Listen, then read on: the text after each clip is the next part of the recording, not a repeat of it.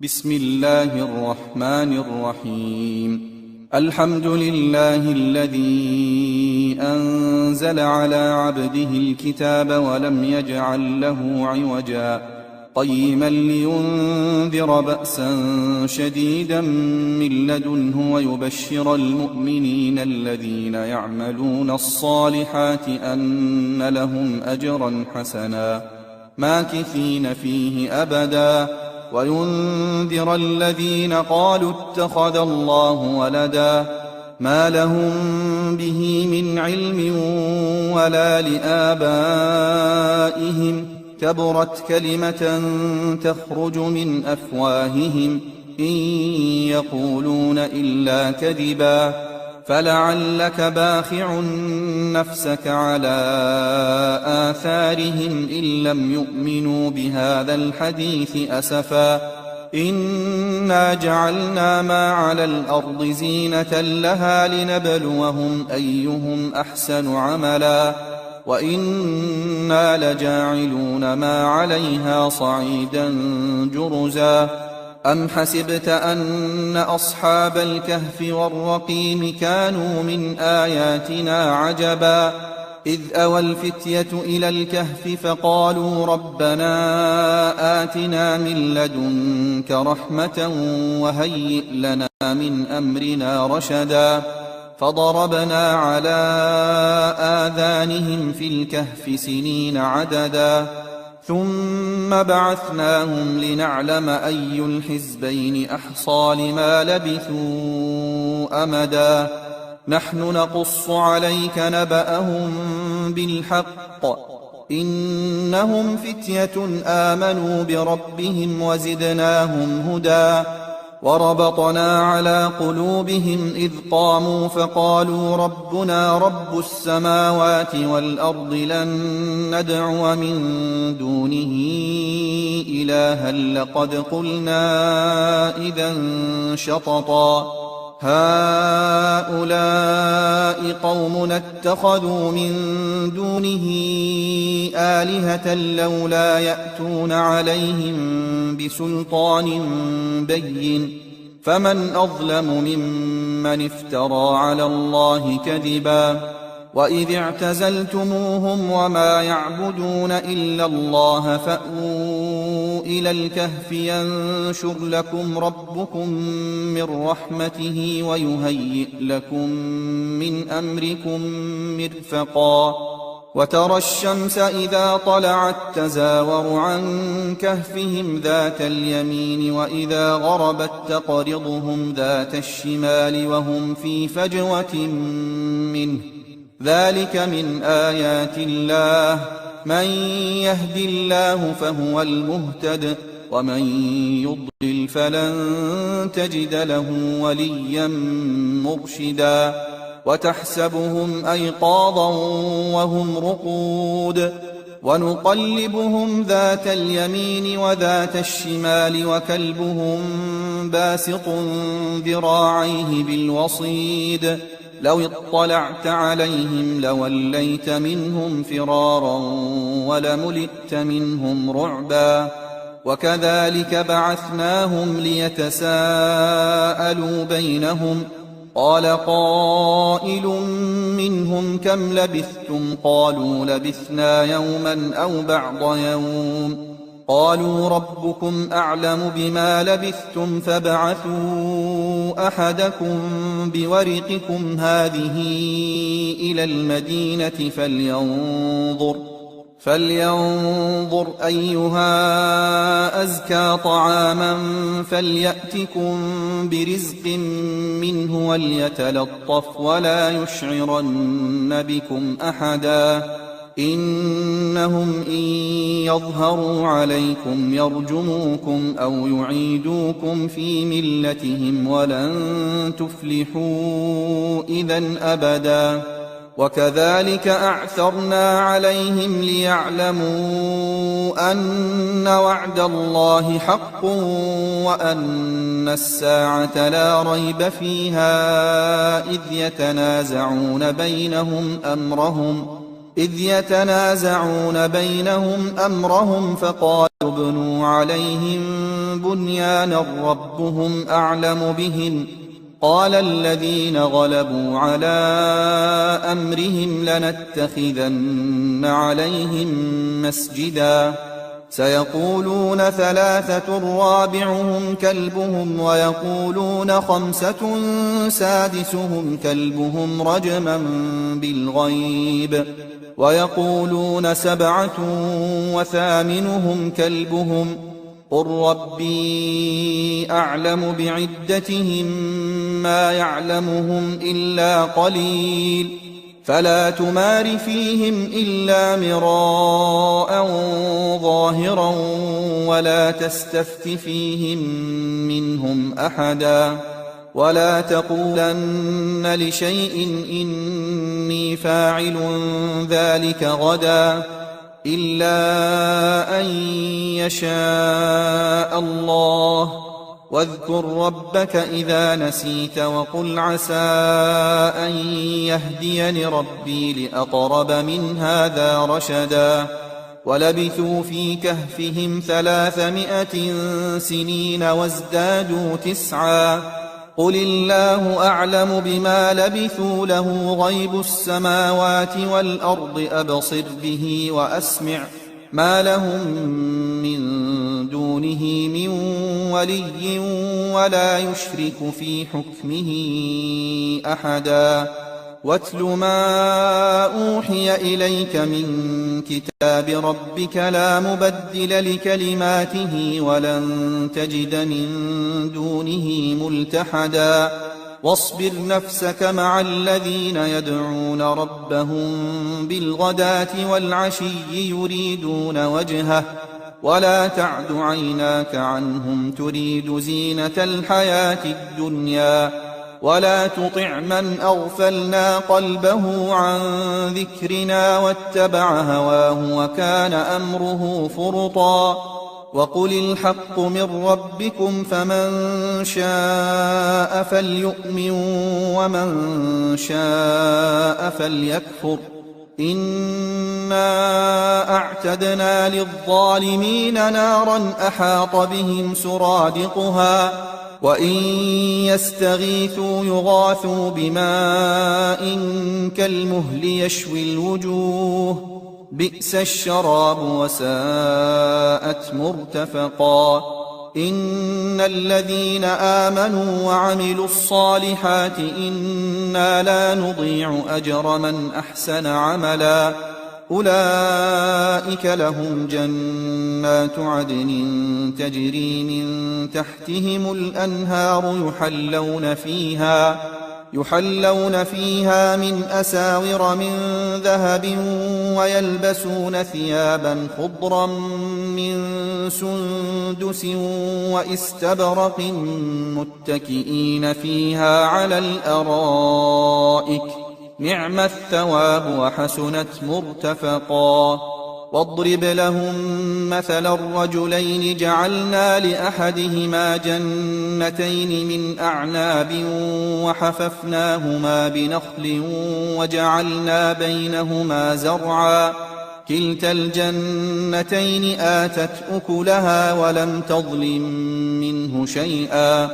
وفجرنا خلالهما نهرا وكان له ثمر فقال لصاحبه وهو يحاوره أنا أكثر منك مالا وأعز نفرا ودخل جنته وهو ظالم لنفسه قال ما أظن أن تبيد هذه أبدا وما أظن الساعة قائمة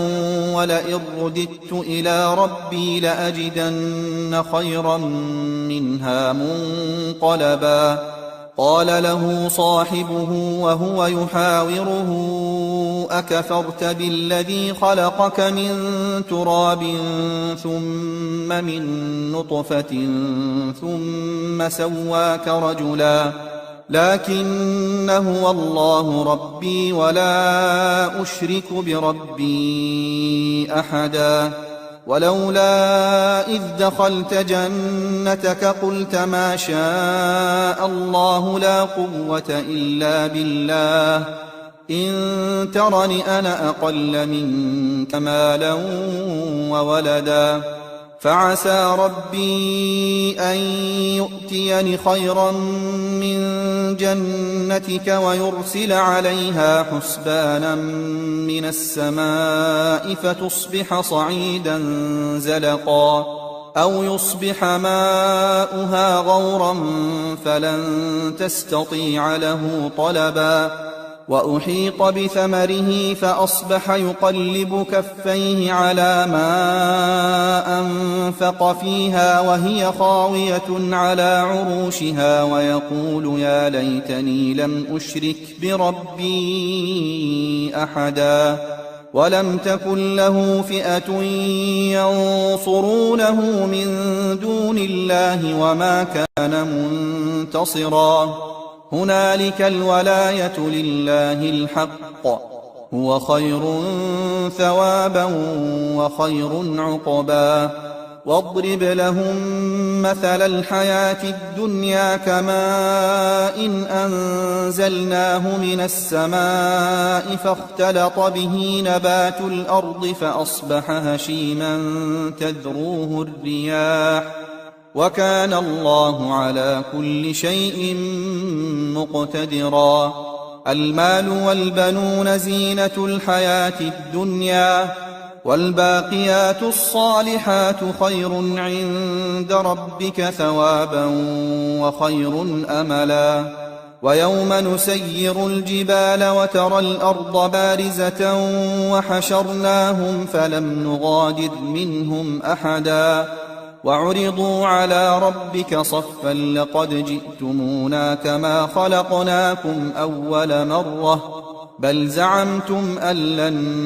نجعل لكم موعدا ووضع الكتاب فترى المجرمين مشفقين مما فيه ويقولون يا ويلتنا ما لهذا الكتاب لا يغادر صغيرة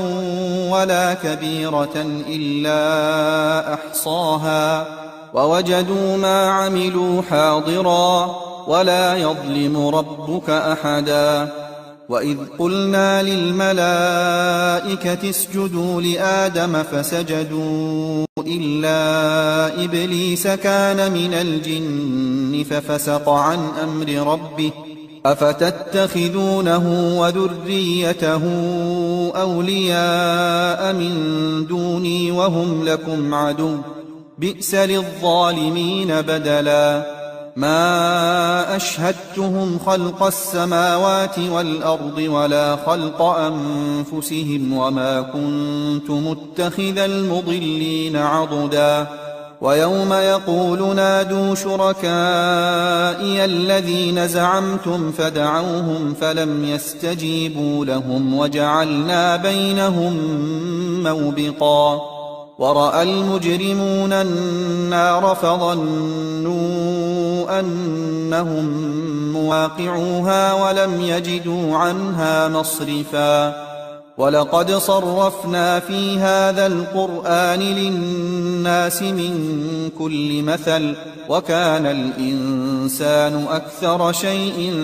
جدلا وما منع الناس أن يؤمنوا إذ جاءهم الهدى ويستغفروا ربهم إلا أن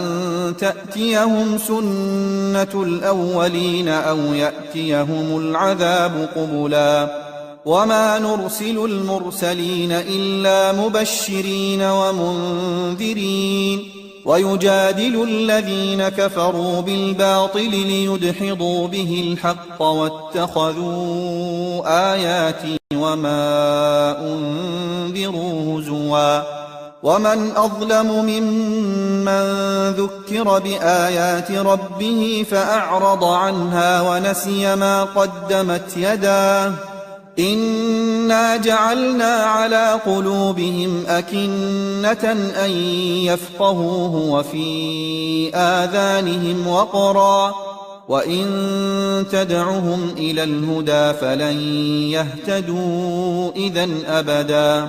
وربك الغفور ذو الرحمة لو يؤاخذهم بما كسبوا لعجل لهم العذاب بل لهم موعد لن يجدوا من دونه موئلا. وتلك القرى أهلكناهم لما ظلموا وجعلنا لمهلكهم موعدا. وإذ قال موسى لفتاه لا أبرح حتى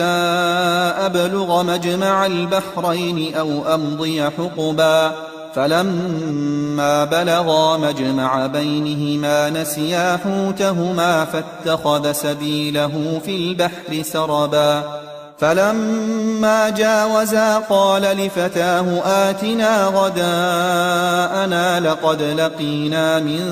سفرنا هذا نصبا. قال أرأيت إذ أوينا إلى الصخرة فإني نسيت الحوت وما أنسانيه إلا الشيطان أن أذكره واتخذ سبيله في البحر عجبا. قال ذلك ما كنا نبغ فارتدا على آثارهما قصصا. فوجدا عبدا من عبادنا آتيناه رحمة من عندنا وعلمناه من لدنا علما. قال له موسى هل أتبعك على أن تعلمني مما علمت رشدا. قال إنك لن تستطيع معي صبرا وكيف تصبر على ما لم تحط به خبرا. قال ستجدني إن شاء الله صابرا ولا أعصي لك أمرا. قال فإن اتبعتني فلا تسألني عن شيء حتى أحدث لك منه ذكرا. فانطلقا حتى إذا ركبا في السفينة خرقها قال أخرقتها لتغرق أهلها لقد جئت شيئا إمرا. قال ألم أقل إنك لن تستطيع معي صبرا. قال لا تؤاخذني بما نسيت ولا ترهقني من أمري عسرا. فانطلقا حتى إذا لقيا غلاما فقتله قال أقتلت نفسا زكية بغير نفس لقد جئت شيئا نكرا. قال ألم أقل لك إنك لن تستطيع معي صبرا. قال إن سألتك عن شيء بعدها فلا تصاحبني قد بلغت من لدني عذرا. فانطلقا حتى إذا أتيا أهل قرية استطعما أهلها فأبوا أن يضيفوهما فوجدا فيها جدارا يريد أن ينقض فأقامه. قال لو شئت لاتخذت عليه أجرا. قال هذا فراق بيني وبينك سأنبئك بتأويل ما لم تستطع عليه صبرا. أما السفينة فكانت لمساكين يعملون في البحر فأردت أن أعيبها وكان وراءهم ملك يأخذ كل سفينة غصبا. وأما الغلام فكان أبواه مؤمنين فخشينا أن يرهقهما طغيانا وكفرا. فأردنا أن يبدلهما ربهما خيرا منه زكاة وأقرب رحما. وأما الجدار فكان لغلامين يتيمين في المدينة وكان تحته كنز لهما وكان أبوهما صالحا وكان أبوهما صالحا فأراد ربك أن يبلغا أشدهما ويستخرجا كنزهما رحمة من ربك وما فعلته عن أمري ذلك تأويل ما لم تسطع عليه صبرا ويسألونك عن ذي القرنين قل سأتلو عليكم منه ذكرا إنا مكنا له في الأرض وآتيناه من كل شيء سببا فأتبع سببا حتى إذا بلغ مغرب الشمس وجدها تغرب في عين حمئة ووجد عندها قوما قلنا يا ذا القرنين إما أن تعذب وإما أن تتخذ فيهم حسنا قال أما من ظلم فسوف نعذبه ثم يرد إلى ربه فيعذبه عذابا نكرا وأما من آمن وعمل صالحا فله جزاء الحسنى وسنقول له من أمرنا يسرا ثم أتبع سببا حتى إذا بلغ مطلع الشمس وجدها تطلع على قوم لم نجعل لهم من دونها سترا كذلك وقد أحطنا بما لديه خبرا ثم أتبع سببا حتى إذا بلغ بين السدين وجد من دونهما قوما لا يكادون يفقهون قولا قالوا يا ذا القرنين إن يأجوج ومأجوج مفسدون في الأرض فهل نجعل لك خرجا على